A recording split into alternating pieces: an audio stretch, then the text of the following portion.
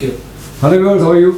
भारी भरकम जिसामत वैसे तो एक जहमत होती है, बन जाती है, लेकिन कॉमेडी में, स्टेज पे, फिल्म में, टीवी में बाज़ औक़ात ये नेमत भी है। मोहम्मद अली साहब हमारे साथ मौजूद हैं, इमर्जिंग आर्टिस्ट हैं, कमेडियन हैं।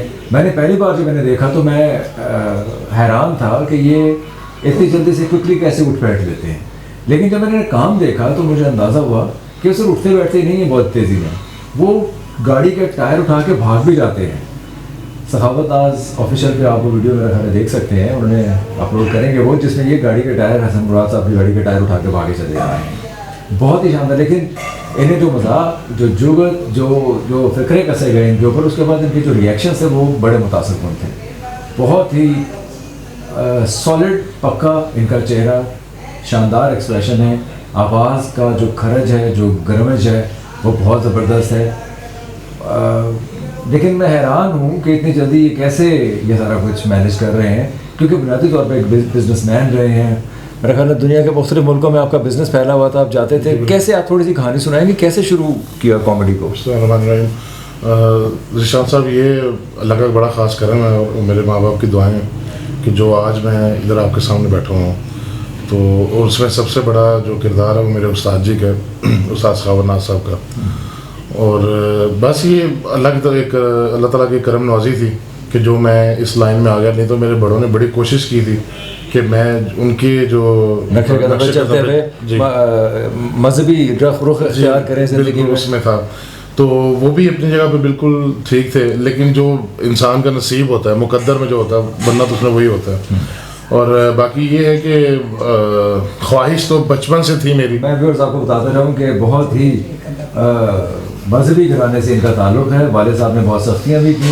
इन्हें मजहबी मिजाजन तो मजहबी हैं, लेकिन अपीयरेंस में और अपनी एक्टिविटी में भी इनको मजहबी बनाने की बहुत कोशिश की। लेकिन एक्टिंग का शौक़ भारी रहा मेरा ख्याल है मजहब के जज्बात पे। तो वो उसमें ये था कि बचपन से ही शौक़ था मेरा एक्टिंग के लिए। मेरा नाम बड़ा दिल करता था कि यार मैं ड्रामों में आऊँ, फिल्मों में आऊँ और एक्टिंग करूँ। किसको देखकर शौक़ पैदा हुआ था? घर में तो कोई ऐसा था नहीं, घर में तो कोई ऐसा नहीं था। लेकिन ये था कि जब हम भागते थे स्कूल से या मदरसे से, तो हम जाते थे होटलों पे। भाग लेते थे आप उस वक्त? बस उस टाइम थोड़ा सा कुछ कम थे तो इसलिए भाग लेते थे। लेकिन अब तो माशाल्लाह अच्छे खासे एथलीट हैं आप। अल्हम्दुलिल्लाह। तो वो सर ये है कि टीवी जाके देखना होटल पे। हाँ। तो एक हम कप चाय का लेते थे, उसमें दो शेयर करके तो पूरी फिल्म और पूरा ड्रामा देखना।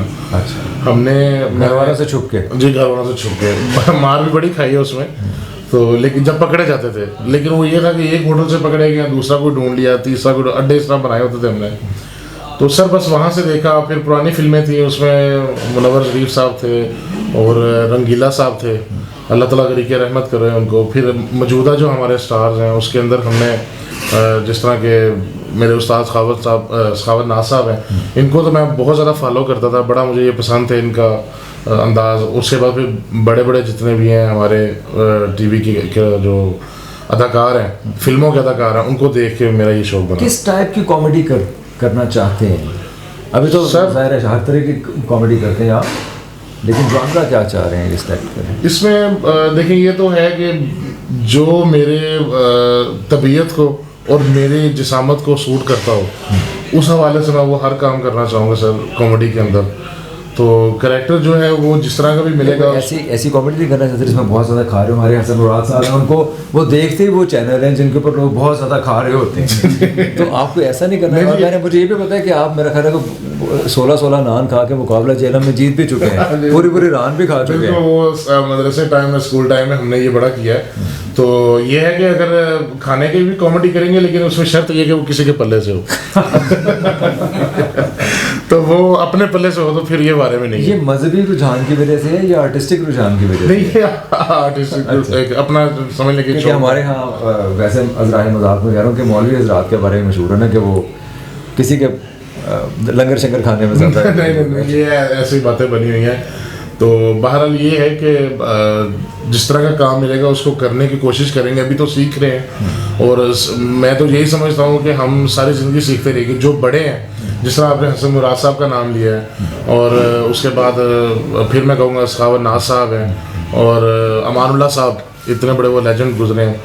तो हम तो उनको देख देख के जहाँ पे जो करेक्टर मिलेगा पहले हम सर्च करेंगे उन चीज़ों को, उन करेक्टरों को जो उन्होंने, वो जारी बात है उन्होंने कहीं ना कहीं तो वो करेक्टर अदा किए होंगे, बनाए होंगे, निभाए होंगे, तो फिर हम पहले उनको सर देखेंगे, उसके बाद फिर उस करेक्टर को करने की कोशिश करेंगे। हमारी तो अकेडमी और यूनिवर्सिटी वही है। ख्वाजा सरा का कैरेक्टर आप करते रहे हैं जी, थोड़ा बहुत, कैसे करते हैं वो? क्या मैं आपसे कहूँ कि आप मुझसे कुछ चीज़ मांग रहे हैं ख्वाजा सरा बन के, तो क्या कैसे मांगेंगे? मसलन मैं अगर पंजाबी तो दसा कि कोई वेल मंग रहा होगा कि घर मुंडा आया, तो मैं कहूँगा आए वे शाह तेरे घर मुंडा आया वे, तेनों भाग लाए सोने रब ने, वे दे दे आज कोई 1000 का नोट वे। अच्छा, ख्वाजा सरा थोड़े से मॉडर्न हो गए हैं आप जी, तो इसमें कुछ जिद्दत कोशिश करेंगे लाने की इन कैरेक्टर्स में? ये कैरेक्टर काफ़ी ज़्यादा बदलते जा रहे हैं। मॉडर्न क्या, उनमें सिमें लगना शुरू हो गई वो वही ख्वाजा सरा होते हैं, लेकिन ये कि वो इंशाल्लाह फिर जिस तरह अब आगे से हमारे डायरेक्टर साहब जो भी होंगे, वो आप भी माशाल्लाह हैं, तो जो आपका हुक्म होगा वो हमारे सारा आंखों पे होगा सर। अच्छा, साउथ अफ्रीका में आप रहे, जिम्बाब्वे में रहे जी, और सऊदी अरब तो सुना है कि कहा जाता था कि आपका गांव है जहाँ पे आप आते जाते रहते हैं, लोगों को बहुत आपने भिजवाया बाहर, तो क्या वहाँ कभी कोशिश की आपने उन थिएटर में? वो तो बड़े सिस्टमेटिक ऑर्गेनाइज्ड किस्म के थिएटर है वहाँ तो। जी बिल्कुल इस तरह, लेकिन ना सर सऊदीया के अंदर भी मेरा उनके ड्रामे में देखता था, हालांकि समझ कुछ नहीं आती थी, लेकिन उनके फेस एक्सप्रेशन, उनकी गुफ्तगू का अंदाज़, इन चीज़ों को मैं बड़ा फॉलो करता था कि यार उनके एक बहुत बड़े एक्टर हैं, उनका नाम मेरे ज़हन में नहीं है, उनके फेस एक्सप्रेशन बहुत आउट क्लास बाकमाल थे। सऊदीया के हैं लेकिन वो काम ज़्यादातर करते हैं दुबई के अंदर, तो क्योंकि सऊदीया की फिल्म इंडस्ट्री और ड्रामा तकरीबन ना होने के बराबर है। जी, और साउथ अफ्रीका के अंदर भी बड़े बड़े एक्टर हैं सर, जिनके मैंने उनके शो देखे हुए हैं, उनकी मैंने फिल्में देखी हुई हैं, लेकिन सबसे बड़ी बात है कि हमारे अपने मुल्क के अंदर, पाकिस्तान के अंदर, पाकिस्तान तो सर वो मुल्क है और यहाँ के कॉमेडियन वो हैं कि जिनको देख के हमारे साथ वाले पड़ोसी कॉपी करते हैं, ठीक है ना। वहाँ पे जो भी बड़े बड़े नाम हुए हैं वो हमारे कॉमेडियन का नाम लेते हैं, वो हमारे कॉमेडियन को उस्ताद मानते हैं, तो फिर हमारी क्या मजाल है कि हम बाहर वालों को इतना फॉलो करें। हम ज़्यादातर अपने लोगों को फॉलो करते हैं, भाई देखते ज़रूर हैं लेकिन मानते हम अपनों की हैं। वो टैटू की दुकान पे भी आप काम करते रहे हैं, वो क्या आवाज़ें लगाया करते? हाँ जी, वो थाईलैंड में जब गए तो काम कोई था नहीं, तो एक तो विजिट वीज़े पे थे। बगैर काम के थाईलैंड जाने का मकसद तो कुछ और तरह का नहीं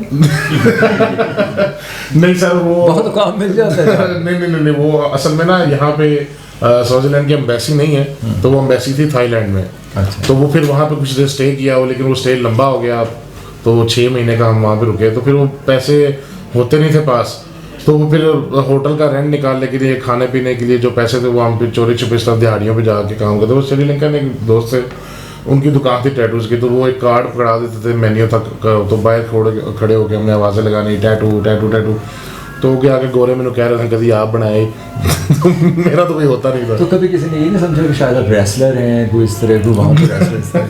नहीं, अक्सर में कभी कभी कोई गोरे अंग्रेज आता तो गुजरते कहते हैं big man, big body, big show. उस समय आपको पता है बिग शो बहुत बड़ा रेसलर रह चुका है, बस उसकी वजह से कहते थे लोग बिग शो। अच्छा, रेसलर का किरदार मिले तो निभा लेंगे? सर मैं तो निभा लूंगा, अब देखना ये कि जो सामने मेरा होगा वो निभा लेगा वो नीचे आके निभाएगा, और 90 ना जावे, वो भी सारे रेसलर ही होगा ना कोई।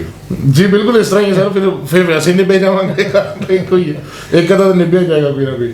Thank you so much Mohammad Ali sahab, बहुत नवाजिश। Thank you sir. अल्लाह आपके काम में और बरकत डाले और आप बड़े अदाकार बने जैसे कि आप चल रहे हैं एक रास्ते पे। Thank you so much. Thank you.